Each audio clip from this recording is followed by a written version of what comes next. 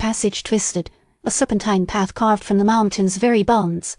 Rhys stumbled, the psychic assault from Vogel a relentless hammer against his mind.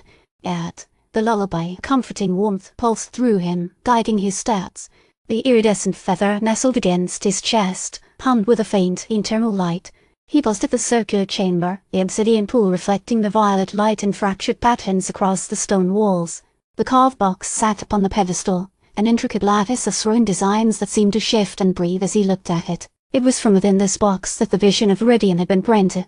He recalled the landscape of vibrant, alien paradise teeming with impossible flora and fauna now faded and sickly, a mere echo of its former glory. Sentimentality. Vogel's voice hissed in his mind, a chilling whisper that grated against his thoughts. Oh, weakness. Amelia's weakness. Your weakness.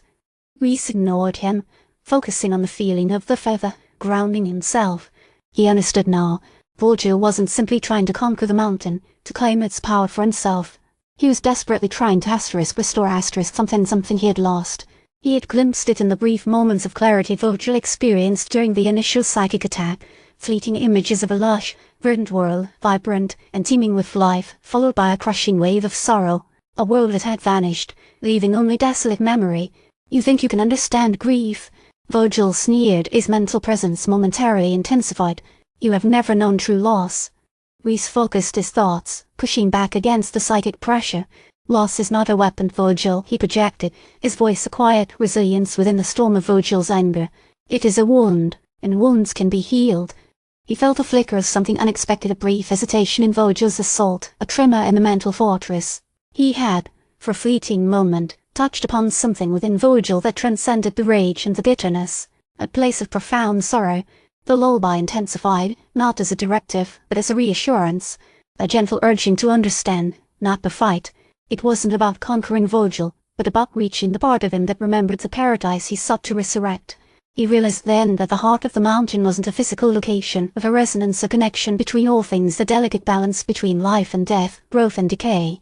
Vogel's actions were disrupting that balance, poisoning the very essence of the mountain. You cannot resurrect what is lost, Rhys projected, not with accusation but with a measured empathy that surprised even himself. You can only honor it. You can only learn from it, and you can choose to build something new from the ashes of the old. Vogel's psychic assault faltered, then subsided, replaced by a chilling silence.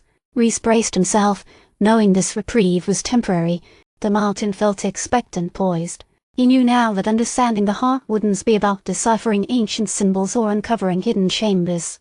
It would be about confronting the pain that fueled Vogel's actions and finding a way to mend the shattered resonance of the mountain.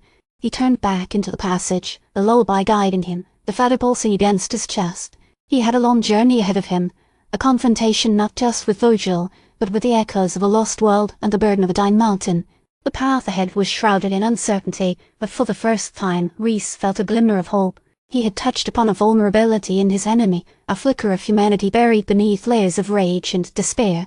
And that, he knew, was his only chance to save Amelia and perhaps even save Vogel himself.